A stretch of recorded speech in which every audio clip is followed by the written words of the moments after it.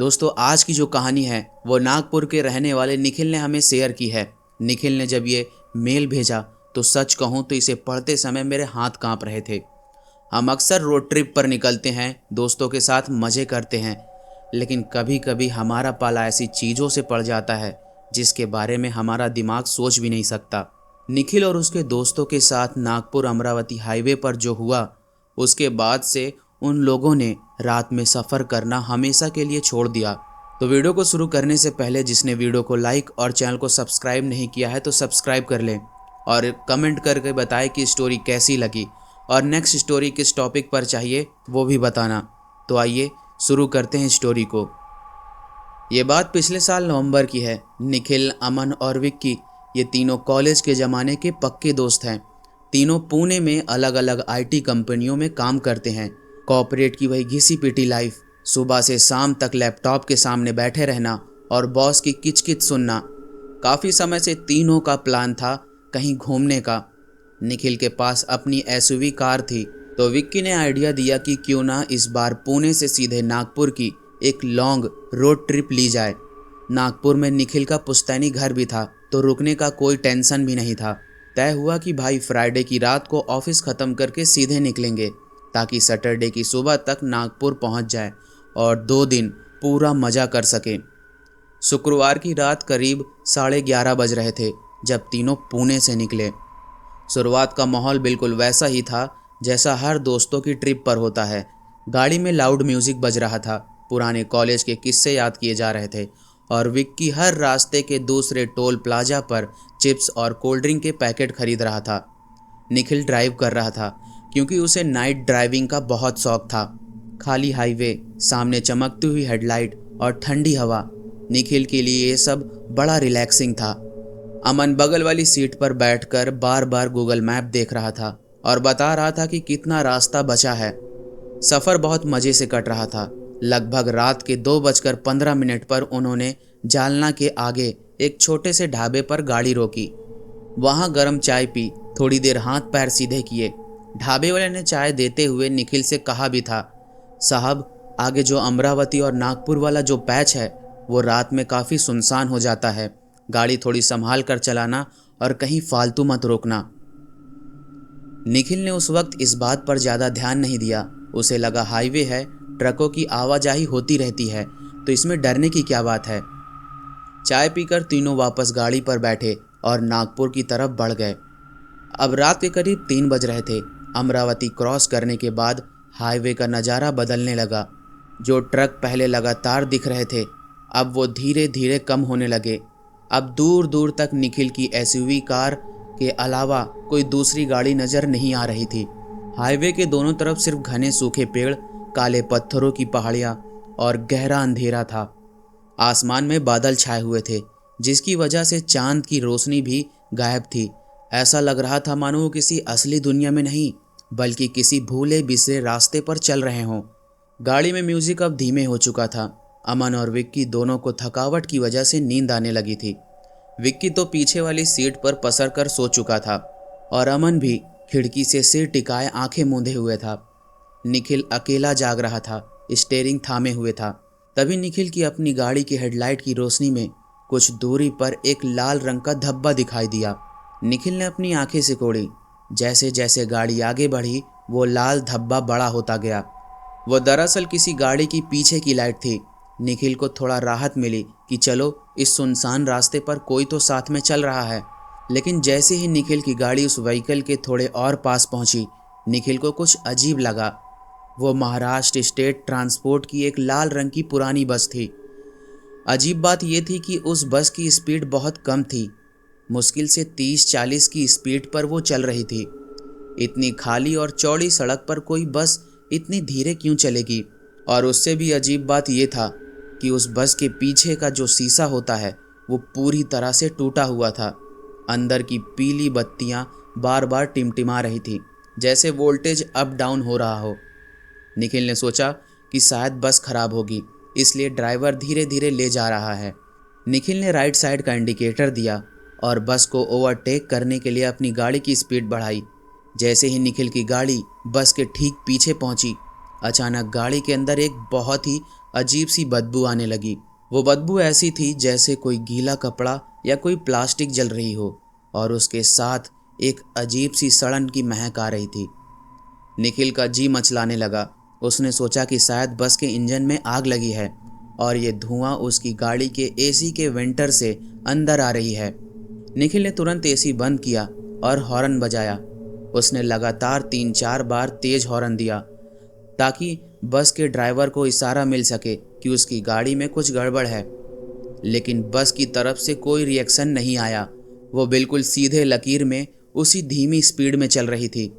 निखिल ने अपनी गाड़ी को राइट लेन में निकाला और बस के पैरेलल में ले आया। उसने सोचा कि खिड़की से चिल्लाकर ड्राइवर को बोल देगा, लेकिन जैसे ही निखिल की गाड़ी बस के ड्राइवर के केबिन के बराबर पहुंची, निखिल की नज़र बस के अंदर गई और जो कुछ उसने देखा उसे देखकर उसके पैर जैसे क्लच और एक्सीलेटर पर ही जम गए। बस के अंदर लोग बैठे हुए थे, सवारी भरी हुई थी, लेकिन वो कोई आम सवारी नहीं थी। पूरी बस के अंदर जितने भी लोग थे वो सब बिल्कुल स्थिर बैठे थे। किसी की गर्दन हिली हुई नहीं थी, कोई आपस में बात भी नहीं कर रहा था, कोई सो भी नहीं रहा था। सबकी आंखें, या यूँ कहें कि आंखों की जगह जो गड्ढे थे वो बिल्कुल सामने की तरफ टिके हुए थे। उन सवारियों के कपड़े फटे हुए और काले पड़ चुके थे, जैसे वो किसी भीषण आग में झुलस चुके हों। एक औरत बैठी थी जिसके बाल आधे जल चुके थे और वो सूनी आंखों से बस सामने देख रही थी। उसके बगल में एक छोटा सा बच्चा बैठा था जिसका आधा चेहरा पूरी तरह से झुलसा हुआ था, लेकिन वो भी बिना किसी मूवमेंट के सीधे देख रहा था। निखिल का पूरा शरीर ठंडे पसीने से भीग गया। उसका गला सूख चुका था। सबसे डरावनी बात ये नहीं थी कि वो लोग जले हुए थे। सबसे डरावनी बात ये थी कि पूरी बस के अंदर सन्नाटा था। कोई चीख नहीं रहा था, कोई दर्द से तड़प नहीं रहा था, कोई मदद भी नहीं मांग रहा था। ऐसा लग रहा था जैसे अंदर बैठे लोगों को पता ही नहीं है कि वो मर चुके हैं। निखिल ने कांपती हुई नज़रों से बस के ड्राइवर की तरफ देखा। ड्राइवर के दोनों हाथ स्टीयरिंग व्हील पर थे, बिल्कुल नॉर्मल ड्राइविंग पोजीशन में, लेकिन ड्राइवर का चेहरा, उसका मांस पिघलकर उसकी गर्दन से चिपका हुआ था। उसकी खोपड़ी का सफ़ेद हिस्सा साफ दिखाई दे रहा था। फिर भी वो बस को उसी तरह सीधे चलाए जा रहा था। निखिल के मुंह से एक चीख निकल गई, अरे भाई, ये क्या है? निखिल की आवाज़ सुनकर बगल की सीट पर बैठा अमन अचानक हड़बड़ा कर उठ गया। उसने देखा कि निखिल पूरी तरह से कांप रहा है और गाड़ी की स्पीड अचानक कम हो गई है। अमन ने पूछा, क्या हुआ भाई, चिल्ला क्यों रहा है? निखिल कुछ बोल नहीं पाया। उसने सिर्फ अपनी उंगलियों से राइट साइड में चल रही उस बस की तरफ इशारा किया। अमन ने जैसे ही खिड़की से बाहर उस बस के अंदर झांका, उसकी रूह कांप गई। वो अपनी सीट पर पीछे की तरफ सिकुड़ गया और चिल्लाया, निखिल, गाड़ी भगा, भगा साले, ये कोई इंसान नहीं है। अमन की चीख सुनकर पीछे सोया हुआ विक्की भी उठ गया। माहौल इतना पैनिक हो चुका था कि विक्की को समझ ही नहीं आया कि क्या हो रहा है। उसने पीछे के शीशे से देखा तो बस की खिड़कियों से वो भयानक झुलसे हुए चेहरे साफ दिखाई दे रहे थे, जो टिमटिमाती पीली रोशनी में और भी भयानक लग रहे थे। निखिल ने बिना सोचे समझे एक्सीलेटर पर पूरा पैर दबा दिया। एसयूवी का इंजन तेज आवाज़ के साथ गरजा और गाड़ी 80, 100, 120 की स्पीड पर भागने लगी। निखिल ने बस को पीछे छोड़ दिया था। तीनों दोस्त हाँफ रहे थे। विक्की पीछे से रोने जैसी आवाज़ में बोल रहा था, भाई ये क्या था? वो लोग कौन थे और वो गाड़ी कैसे चल रही थी? अमन ने कहा, चुप रह विक्की। निखिल, तू बस गाड़ी चला, नागपुर पहुंचने तक गाड़ी रोकना मत। निखिल ने रियर व्यू मिरर में देखा। वो लाल बस अब काफ़ी पीछे छूट चुकी थी और वो धीरे धीरे अंधेरे में गायब हो रही थी। निखिल को लगा कि चलो, जान बची। उन्होंने उस भूतिया बस को पीछे छोड़ दिया, लेकिन उनका ये सोचना उनकी सबसे बड़ी भूल थी। मुश्किल से 2 मिनट बीते होंगे। निखिल की गाड़ी इस समय 140 की स्पीड पर दौड़ रही थी। अचानक गाड़ी के पीछे से एक बहुत तेज रोशनी चमकी, इतनी तेज रोशनी कि निखिल की गाड़ी का केबिन अंदर से पूरा चमक उठा। विक्की ने डरते हुए पीछे मुड़कर देखा और चीखा, निखिल, वो वापस आ गई, वो हमारे ठीक पीछे है। निखिल ने मिरर में देखा वही लाल रंग की टूटी हुई बस जिसके बोनट से अब धुएं के साथ साथ आग की लपटें निकल रही थी। उनकी गाड़ी के ठीक पीछे आ चुकी थी। डिस्टेंस कितना था? मुश्किल से 1-2 मीटर। वो बस उनकी गाड़ी की डिग्गी से बिल्कुल सटने ही वाली थी। निखिल का दिमाग काम करना ही बंद कर चुका था। एक पुरानी खटारा सरकारी बस 140 की स्पीड पर भाग रही एसयूवी के पीछे कैसे आ सकती है, वो भी इतनी स्पीड में।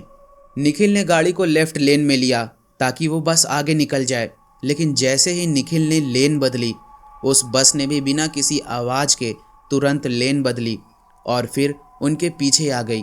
वो बस निखिल की गाड़ी का पीछा नहीं कर रही थी। ऐसा लग रहा था मानो वो निखिल की गाड़ी को हाईवे से नीचे ढकेलना चाहती हो। तभी गाड़ी के अंदर का माहौल एकदम से बदल गया। एसी बंद होने के बावजूद गाड़ी के अंदर की हवा इतनी ठंडी हो गई जैसे कोई शमशान की रात हो। केबिन के अंदर वही सड़ी हुई जिंदा मांस के जलने की बदबू इतनी तेज हो गई कि विक्की गाड़ी के अंदर ही उल्टी करने लगा। गाड़ी का जो डिजिटल डैशबोर्ड था वो अचानक फ्लिकर करने लगा। स्पीडोमीटर की सुई पागलों की तरह ऊपर नीचे होने लगी और जीपीएस की स्क्रीन पर सिर्फ नो सिग्नल लिखकर आ गया।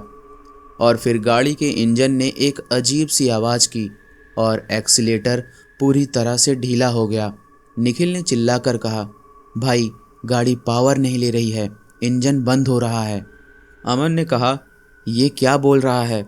इस समय गाड़ी मत बंद करना निखिल, वो हमें मार डालेंगे। लेकिन गाड़ी पर निखिल का कोई कंट्रोल नहीं था। स्टीयरिंग भारी हो चुका था। गाड़ी की स्पीड धीरे धीरे कम होने लगी। 80, 60, 40 और आखिरकार नागपुर से करीब 50 किलोमीटर पहले एक बिल्कुल सुनसान और अंधेरे पैच पर उनकी चमचमाती एसयूवी पूरी तरह से बंद हो गई। चारों तरफ सिर्फ सन्नाटा था। सिर्फ उनकी गाड़ी की हेडलाइट की 2 बीम सामने के अंधेरे को चीर रही थी और उनके ठीक पीछे वो जलती हुई लाल बस खड़ी थी। बस का इंजन चालू था लेकिन उससे कोई आवाज़ नहीं आ रही थी। सिर्फ उनके बोनट से आग की लपटें उठ रही थी और अंदर की पीली लाइट चालू बंद हो रही थी। तीनों दोस्त गाड़ी के अंदर जम चुके थे। विक्की ने अपनी आंखें बंद कर ली और सीट बेल्ट को इतनी जोर से पकड़ रखा था कि उसकी उंगलियां सफ़ेद पड़ चुकी थी। वो लगातार रोते हुए कह रहा था, भगवान जी बचा लो, हनुमान चालीसा पढ़ो भाई, हनुमान चालीसा पढ़ो। अमन की भी हिम्मत नहीं हो रही थी कि वो पीछे मुड़कर देखे। निखिल स्टीयरिंग पकड़े हुए सामने देख रहा था। उसके हाथ थर थर कांप रहे थे। तभी वो बस धीरे से आगे बढ़ी। उसने निखिल की गाड़ी को पीछे से टक्कर नहीं मारा। वो बहुत ही धीमी स्पीड में निखिल की गाड़ी के राइट साइड आकर पैरेलल खड़ी हो गई, बिल्कुल ड्राइवर के सीट के बगल में। निखिल नहीं चाहता था लेकिन उसकी गर्दन अपने आप राइट साइड की खिड़की की तरफ घूम गई। बस की खिड़की निखिल की खिड़की से कुछ फीट ऊपर थी। निखिल ने ऊपर देखा। बस के अंदर बैठी सवारियां जो अब तक सिर्फ सामने देख रही थी, उन सब ने एक साथ बिल्कुल एक ही झटके में अपनी गर्दन घुमाई और नीचे निखिल की तरफ देखने लगे। उन दर्जनों झुलसते हुए बिना आंखों वाले चेहरों की नज़र सिर्फ निखिल पर थी। और फिर बस के ड्राइवर ने धीरे से अपना हाथ खिड़की से बाहर निकाला। उसका हाथ पूरी तरह से जला हुआ था। सिर्फ हड्डियाँ और जला हुआ मांस दिख रहा था। उसने अपनी एक उंगली उठाई और निखिल की गाड़ी के डैशबोर्ड की तरफ इशारा किया, जहां निखिल के घर की एक छोटी सी गणेश जी की मूर्ति रखी थी। ड्राइवर का वो भयानक चेहरा हिला। उसके सूखे हुए होठ हिले जैसे वो कुछ बोलना चाह रहा हो, लेकिन मुंह से कोई आवाज़ नहीं निकली। सिर्फ जलने की वो भयानक बदबू निखिल के चेहरे पर आकर लगी। अमन ने हिम्मत करके कांपती आवाज़ में जोर जोर से पढ़ना शुरू किया, भूत पिशाच निकट नहीं आवे, महावीर जब नाम सुनावे, भूत पिशाच निकट नहीं आवे। अमन को सिर्फ यही 2 लाइनें याद थी और वो इसी को पागलों की तरह बार बार दोहरा रहा था। उसे देखकर विक्की और निखिल ने भी अपनी आंखें बंद कर ली और चिल्ला चिल्ला कर हनुमान चालीसा की वही 2 लाइनें पढ़ने लगे। वो तीनों गाड़ी के अंदर आंखें बंद किए रो रहे थे और मंत्र पढ़ रहे थे। तभी एक बहुत तेज हवा के झोंके जैसी आवाज़ आई, जैसे कोई बवंडर उनकी गाड़ी के पास से होकर गुजरा हो। पूरी एसयूवी एक बार जोर से हिली और फिर सब कुछ बिल्कुल शांत हो गया। सड़न की वो बदबू अचानक से गायब हो चुकी थी। गाड़ी के अंदर की हवा जो बर्फ जैसी ठंडी थी वो फिर से नॉर्मल होने लगी। निखिल ने धीरे से अपनी आंखें खोली। बाहर हल्का सा उजाला होना शुरू हो चुका था। सुबह के करीब 5:15 हो रहे थे। उसने राइट साइड में देखा, वहाँ कोई बस नहीं थी। दूर दूर तक हाईवे बिल्कुल खाली था। आसमान में सुबह की पहली किरण दिख रही थी। निखिल ने तुरंत चाबी घुमाई। इस बार गाड़ी का इंजन एक ही सेल्फ में स्टार्ट हो गया। डैशबोर्ड की लाइट वापस आ गई और जीपीएस फिर से काम करने लगा। निखिल ने बिना एक सेकंड गवाए गाड़ी को वहां से भगाया और सुबह के 6 बजते बजते तीनों नागपुर की सीमा में दाखिल हो गए। नागपुर के आउटर पर एक बड़ा सा ढाबा था जहां काफ़ी भीड़ थी। कई सारे ट्रक और गाड़ियां खड़ी थी। वहां पहुंचकर निखिल ने गाड़ी रोकी। तीनों गाड़ी से बाहर निकले। तीनों के चेहरे ऐसे सफ़ेद पड़ चुके थे जैसे उनके शरीर में खून ही ना बचा हो। विक्की ढाबे के टॉयलेट में जाकर रोने लगा। निखिल और अमन ने ढाबे वाले से पानी मांगा और वहीं बेंच पर बैठ गए। ढाबे का मालिक, जो एक उम्र दराज बुजुर्ग थे, उन्होंने निखिल की हालत देखकर पूछा, क्या हुआ छोटे बाबू, मुंह क्यों उतरा हुआ है? रात में ड्राइव करके आ रहे हो क्या? अंकल, अमरावती से नागपुर वाले रास्ते पर रात को 3:30 बजे हमें एक अजीब बस मिली थी, लाल रंग की स्टेट ट्रांसपोर्ट की बस। निखिल की बात सुनते ही उस ढाबे वाले के हाथ से चाय का गिलास छूटते छूटते बचा। उसका चेहरा एकदम गंभीर हो गया। उसने आसपास देखा और धीमे स्वर में पूछा, क्या उस बस का पीछे का शीशा टूटा हुआ था और क्या अंदर लाइटें टिमटिमा रही थी? अमन ने तुरंत कहा, हाँ अंकल, आपको कैसे पता? वो क्या चीज़ थी? ढाबे वाले ने एक लंबी सांस ली, गणेश जी की तस्वीर के आगे हाथ जोड़े और बोला, तुम तीनों बहुत किस्मत वाले हो बाबू, जो यहाँ बैठकर मुझसे बात कर रहे हो। आज से ठीक 7 साल पहले इसी नवंबर के महीने में अमरावती से नागपुर आ रही उस आखिरी सरकारी बस का रात के 3:30 बजे एक ट्रैक से आमने सामने का एक्सीडेंट हो गया था। टक्कर इतनी भयानक थी कि बस के डीजल टैंक में ब्लास्ट हो गया। ड्राइवर समेत अंदर बैठी सभी सवारियां जिंदा जल गई थी। किसी को बाहर निकलने का मौका तक नहीं मिला था। बुजुर्ग ने आगे कहा, तब से लेकर आज तक हर साल नवंबर के इन दिनों में रात के ठीक 3 से 4 बजे के बीच वो जलती हुई बस उस पैच पर दिखाई देती है। कई गाड़ियों के एक्सीडेंट हो चुके हैं क्योंकि लोग डरकर गाड़ी खाई में गिरा देते हैं। वो ड्राइवर आज भी अपनी बस को नागपुर पहुंचाने की कोशिश कर रहा है, लेकिन वो कभी पहुंच नहीं पाता। ये सुनने के बाद निखिल, अमन और विक्की के होश उड़ गए।